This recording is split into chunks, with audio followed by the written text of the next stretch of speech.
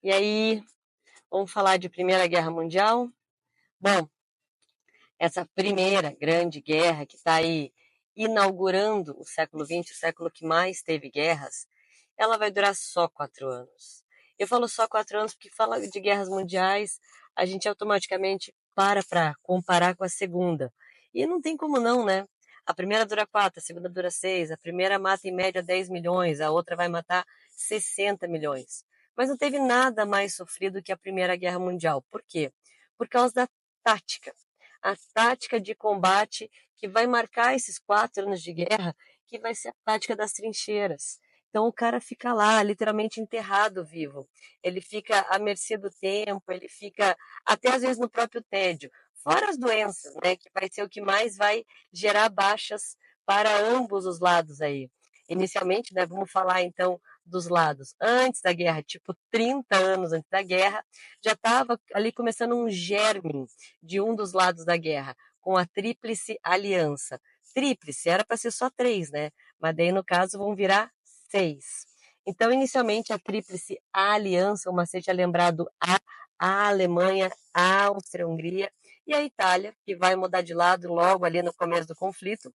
E do outro lado, não tanto tempo antes, não 30 anos antes, mas 7 anos antes, que daí foi a Tríplice Entente, a Entente Cordiale, que vai reunir Inglaterra, França e o Império Russo. Depois vai se transformar num bloco aí de mais de 20 países, que a gente vai chamar de aliados. Aliados tanto na Primeira quanto na Segunda Guerra Mundial. Bom, causas dessa guerra. Nenhuma guerra, nenhum conflito, ela tem uma causa só pontual. E no caso, são 3. Acho que 3 é meio que um número mágico, assim, na história. São 3 causas que tem que colocar na tua cabeça para você entender esse conflito. Então, a primeira das causas, né? O imperialismo. O imperialismo é aquela disputa, olha as palavras-chave para entender esse conceito. Disputa monopolista, não é uma disputa qualquer, é uma disputa que é só você, assim, disputa monopolista por mercados consumidores, por matéria-prima, por áreas coloniais, enfim, daqueles grandes, né, impérios do capitalismo aí, já financeiro, do capitalismo industrial já de segunda fase. Então eles pegam e misturam os países, né, fortes, eles pegam e vão maquiando o seu interesse em patriotismo. Do tipo, nossa, olha que ofensivo para a nossa pátria a concorrência daquele país. Olha que abuso, olha que humilhante, né? Então é passível da gente se juntar e dar na cara deles, porque estão ousando querer diminuir a nossa pátria, diminuindo aí o nosso mercado consumidor. É basicamente aí que o imperialismo entra como a primeira causa. Segunda causa, como eu estou falando que eles estão ali misturando esses conceitos que não podem ser misturados, você tem que colocar o nacionalismo. O nacionalismo que veio lá da Revolução Francesa, esse sentimento de pátria, de pertencimento, ele vai ser exacerbado, vai ter alguns movimentos bem específicos aqui, que vão ser os que mais vão acirrar.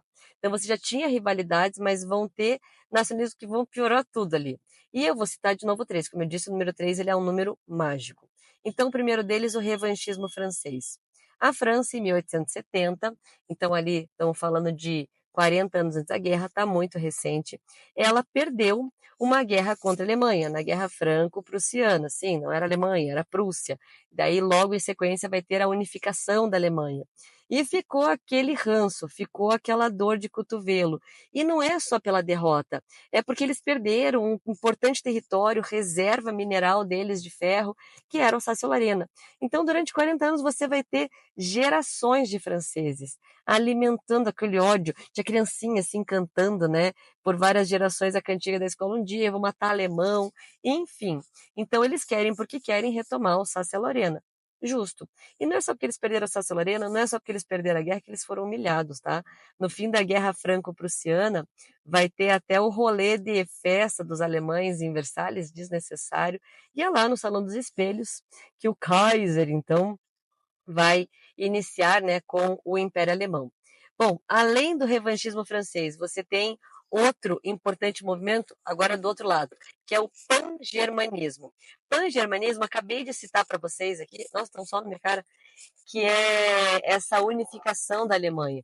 E a unificação da Alemanha, gente, ela não teria acontecido, porque, pensa, existia a Confederação Germânica, que era um emaranhado ali de 38 pequenos estados, e quem vai promover esse rolê de unificação vai ser a Prússia, um grande diplomata, estrategista, militar, que era o Bismarck. Então, muito antes da Primeira Guerra Mundial, já estava rolando essa ideia de todos juntos, vamos pensar pan-americana e tal, de unir todos os povos de língua germânica. Unir todos os povos de língua germânica para se fortalecer, até porque se você imaginar, né, eles estão chegando depois no rolê, e daí chegou depois, chegou atrasado naquela Europa já mega concorrida e quer sentar na janelinha, então era melhor eles se unirem. Só que esse pan-germanismo vai misturar essa ideia de que é ofensivo qualquer tipo de prejuízo econômico às nações germânicas. E eles acabam, então, né, vendo como principal ofensor, não por um acaso, ninguém mais, ninguém menos do que o Império Britânico.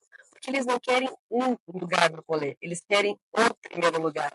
Tanto que eles vão se empenhar em investir demais na indústria naval e também na indústria têxtil. Tipo, direcionada ali, proposital, vamos provocar os britânicos.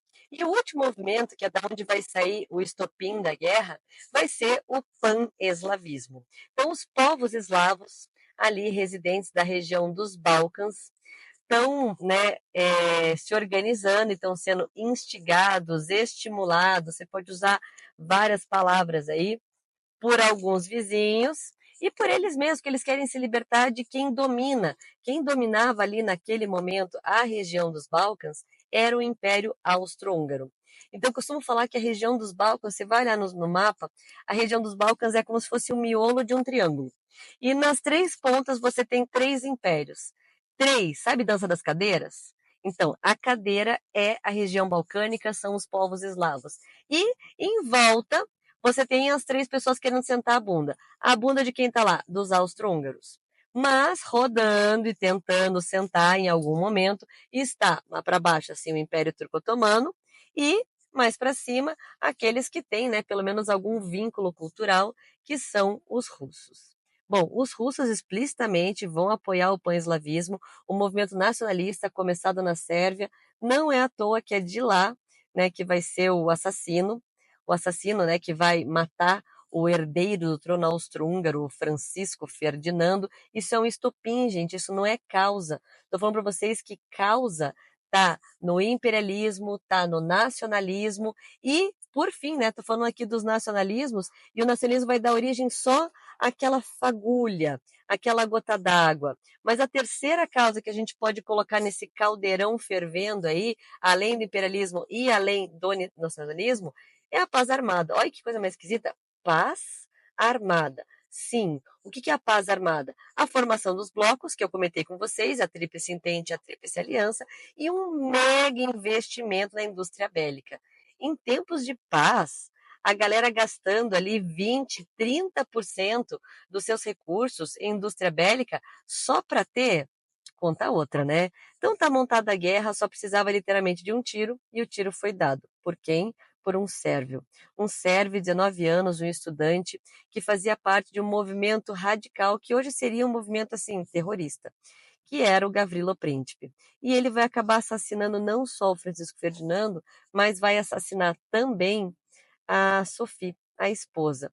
Daí você pensa, o mundo inteiro entrou em guerra, porque esse casal foi assassinado, nossa, que ultraje, nossa, que absurdo. Não, estava todo mundo esperando para quem que ia dar, né, literalmente o primeiro tiro, enfim, para quem que ia começar, para eles só pegarem a onda. Por quê? Porque eles estavam atrás dos territórios, atrás do seu monopólio de mercado consumidor, atrás de detonar com a concorrência. Todo mundo tinha certeza que essa guerra ia ser curta, rápida, vitoriosa.